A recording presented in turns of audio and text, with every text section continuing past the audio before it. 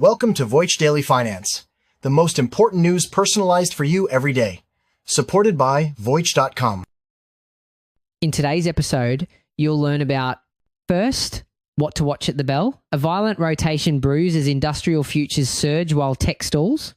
Smart money is fleeing. Watch for the opening bell to reveal if this is the start of a new trend or a massive head fake. Second, alarm bells ring. The AI boom's multi-trillion-dollar spending spree is triggering a hidden inflation crisis. The very engine of the rally now threatens to force the Fed's hand. Will the Magnificent Seven's lockstep march finally shatter, creating a bloodbath for passive investors? Finally, Venezuela's shockwave. Refiners skyrocket up to 16% in pre-market after Trump's total access declaration ignites a geopolitical firestorm. While investors pile into the pre-market frenzy, analysts warn the reality is years and billions away. Is this a once-in-a-lifetime profit opportunity or a dangerous trap for those chasing the hype? A deceptive calm has settled over Wall Street, masking a violent undercurrent that is reshaping portfolio logic for 2026. While the headline numbers suggest a steady start to the year, smart money is aggressively abandoning the safety of mega-cap technology for the first time in 18 months. The market is no longer moving as a monolith. We are witnessing a decisive fracture between the AI-driven winners of yesterday and the real economy cyclicals of tomorrow. The divergence is undeniable. The S&P 500 managed a modest 0.36% gain to 6,883, and the Dow Jones Industrial Average surged 0.54% to 48,322, driven by significant industrial muscle. But look closely at the Nasdaq Composite. It finished essentially flat, signaling that the engine of the last bull market, big tech, is sputtering while the rest of the economy accelerates. This is not a lack of volume. It is a deliberate reallocation of capital. Why is this decoupling happening now? It is a direct response to a collision between geopolitical escalation and a recalibrated Federal Reserve. The market is waking up to a harsh reality. The aggressive rate cut party many anticipated is over before it truly began.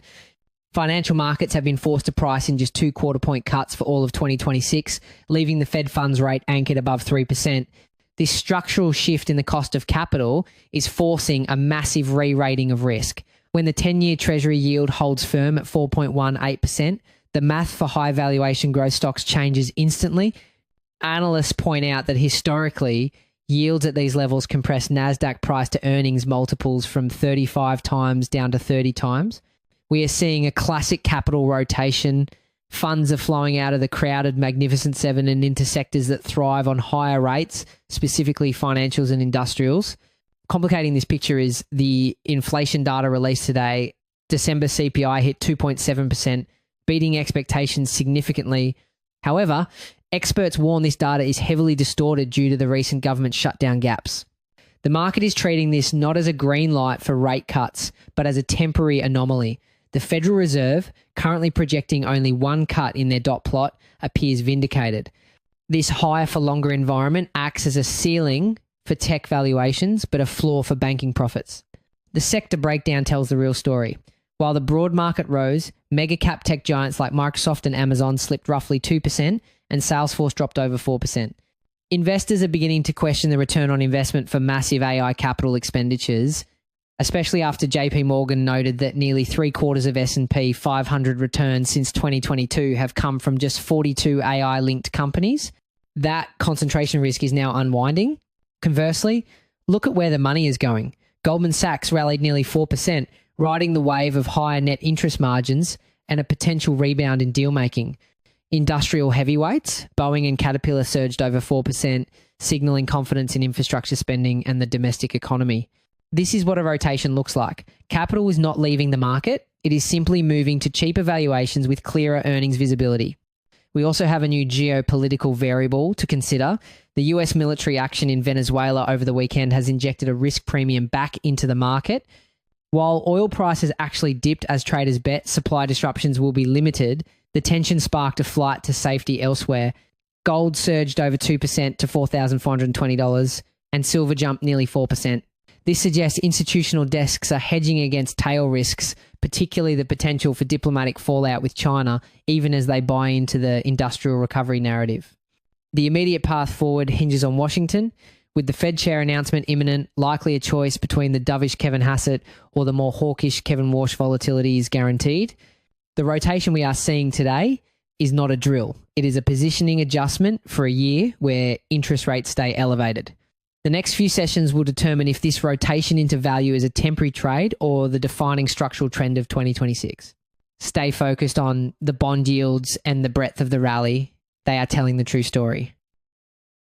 Let's start with a story that's getting more complicated by the day. The AI boom that has supercharged markets is now being flagged as its biggest hidden threat. A few episodes ago, we called AI the ultimate wildcard, able to boost productivity but also stoke demand and prices. Now, it seems that warning is becoming a reality, with several large investors telling Reuters the most overlooked risk for 2026 is AI-driven inflation, potentially halting the rate cut narrative. At the heart of the issue is the multi-trillion-dollar spending spree on data centers. Tech giants like Microsoft, Meta, and Alphabet are consuming immense amounts of energy and advanced chips, driving up costs everywhere. As we've discussed, the scramble for chips and power can create its own inflationary pressures, even before productivity gains show up. This is where the situation takes a more complex turn, especially on two critical fronts. First, on energy, the International Energy Agency projects that by 2030, global electricity demand from data centers will more than double. Now, get this. In the US alone, AI data centers are on track to consume more electricity than the entire manufacturing sector for goods like steel, cement, and chemicals combined. This isn't a temporary spike. It's a structural surge that could push up utility bills for everyone. On top of that, government subsidies are amplifying the build-out, adding even more to the demand. Second, on the chip front, the scramble for advanced semiconductors is intensifying. This is not just a cost issue, but a geopolitical one that could reverse decades of deflation in computing hardware.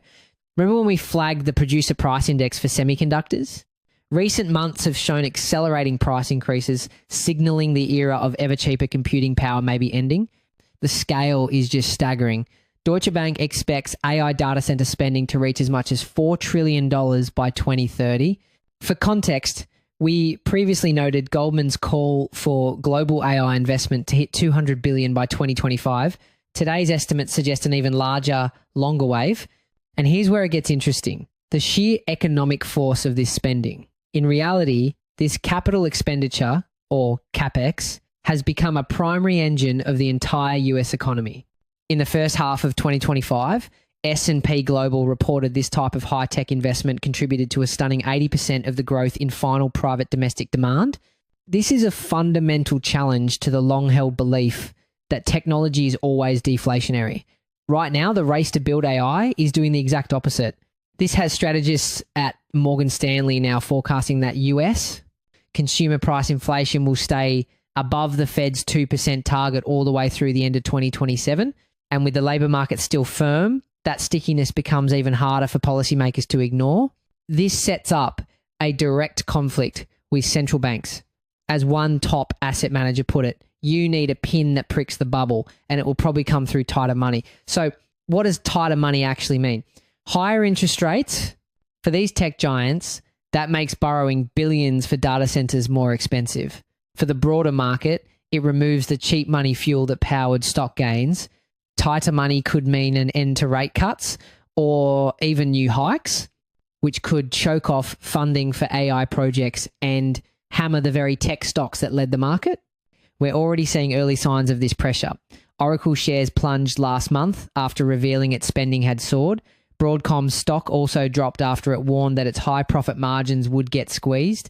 So heading into the open, the big question is whether the high correlation among the Magnificent Seven will finally break. For months, these stocks have moved together, lifting the market. But if AI-driven inflation forces the Fed to stay hawkish, investors may be forced to differentiate. At the open, look for signs of divergence. Will investors continue to punish companies with soaring capital spending, like we saw with Oracle, while rewarding those with better cost controls? A breakdown in this correlation could signal the end of a dominant market theme and mean passive exposure to tech via the QQQ ETF becomes a much riskier strategy. Ahead of the bell, the market is facing a dangerous paradox. The AI rally has been built on the expectation of easier money, but the immense cost of that rally could be the one thing that forces central banks to slam on the brakes. Speaking of dangerous paradoxes, a major political development is sending its own shockwaves through the energy sector following the arrest of Venezuelan President Nicolas Maduro, a statement from US President Donald Trump about gaining total access to Venezuela's massive oil reserves has ignited a firestorm in pre-market trading. We recently noted the political shock in Caracas wouldn't translate into immediate barrels. The new wrinkle today is Washington signaling total access, which traders are treating as a step change. The reaction is explosive. Shares of Chevron, ticker CVX, have surged 7.3%, but the real fireworks are with US refiners. Companies like PBF Energy are soaring as much as 16%. So why are refiners the ones exploding higher? It all comes down to a concept called the crack spread, basically, the core profit margin for a refinery. It's the difference between the price of crude oil and the price of finished products like gasoline. Interestingly enough, US Gulf Coast refineries are highly specialized. They were built to process the heavy, sour crude that Venezuela has in abundance. For them, a flood of this cheap raw material could dramatically widen that crack spread, leading to a surge in profitability. The catalyst is a direct and incendiary quote from President Trump, who said, quote, "We're going to have our very large US oil companies go in, spend billions of dollars, fix the badly broken infrastructure, and start making money for the country." This language is precisely what the market reads as an attempt to pull forward the timeline for new oil supply.